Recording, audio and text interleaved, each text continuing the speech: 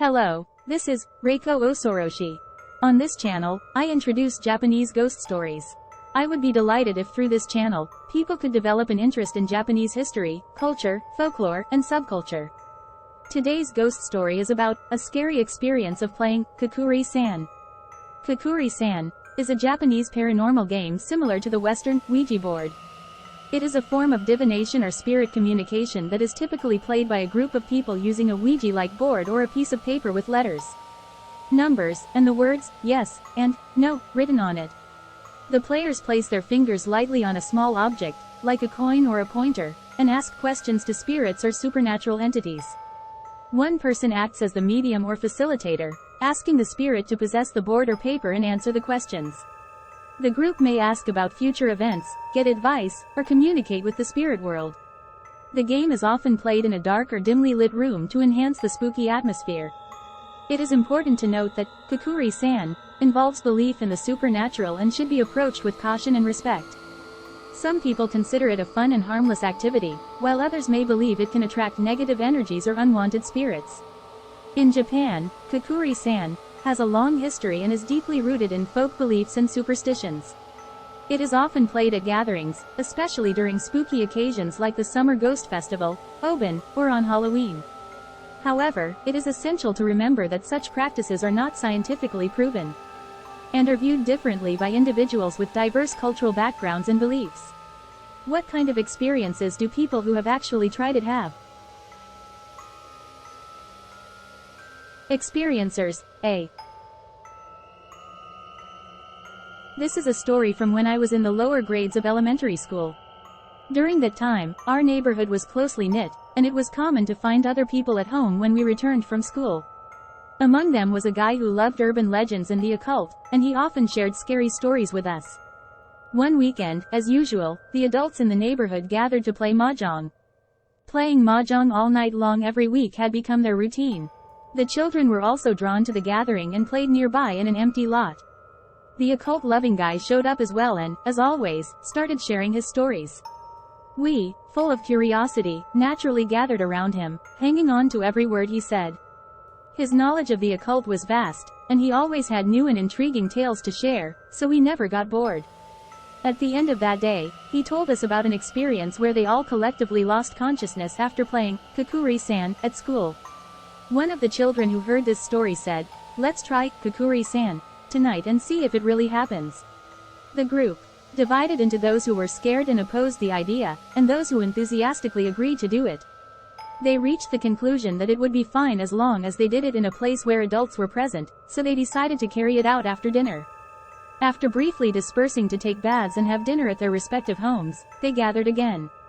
While the adults were engrossed in their mahjong game, they sneaked upstairs and calmly prepared for the Kokkuri-san ritual, just as they had heard. They promised to ask one question each and then called upon Kokkuri-san. At first, nothing happened, and the 10-yen coin remained motionless. They tried again and again, but there was no sign of the coin moving. Thinking it was a failure, they decided to make one final attempt. As they called out, the 10-yen coin, which had previously shown no response, started moving faintly. Watching the coin slowly move to yes, they looked at each other to check if anyone was moving it, but it seemed to be moving on its own. They each asked their questions, which were all trivial, such as the location of lost items or tomorrow's weather. The atmosphere changed from a serious mood to a more lighthearted one, as it seemed like someone might be deliberately moving the coin as a prank. However, when one of the children asked about a test, the situation changed drastically. The coin moved to spell out Korosu, meaning to kill, in Japanese, and immediately afterward, a major earthquake struck. Startled by the earthquake, they let go of the coin during the Kokkuri-san ritual and ran to the adults, crying and explaining what had happened. The adults were surprised but did not understand their fear, as there had been no earthquake.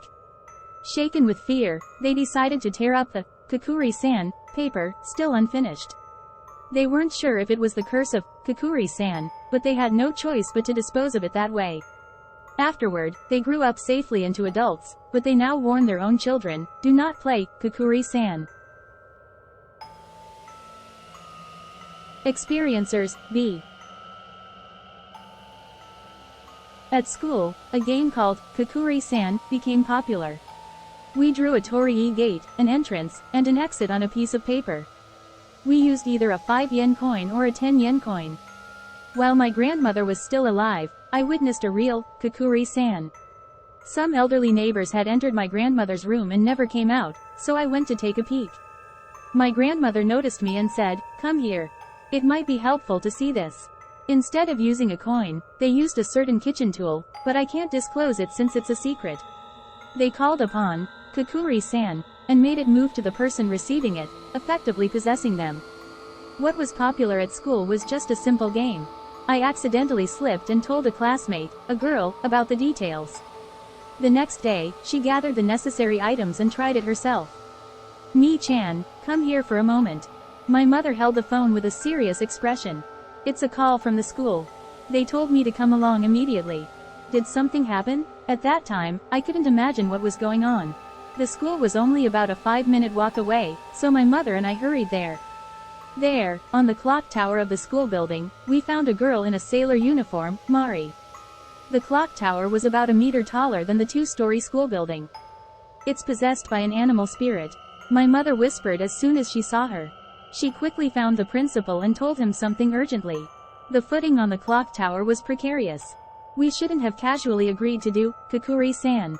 She jumped over the classroom window and climbed up while screaming. My friends were distraught and crying. Mari was sitting on all fours, intimidating those who looked up at her. Her gaze was sharp, completely different from her usual self. Shortly after, the firefighters arrived, and they carried her down. The Buddhist priest, who had rushed over, performed a purification ritual, and everything was resolved without any harm.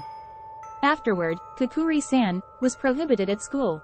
The school authorities explained that Mari had a sudden seizure due to an underlying condition. As for the real Kokkuri-san, I never tried it, and I haven't told anyone about it since then. And so, mysteries fade away from this world. How was it? I will continue to share any information about Kokkuri-san, if there is more to share.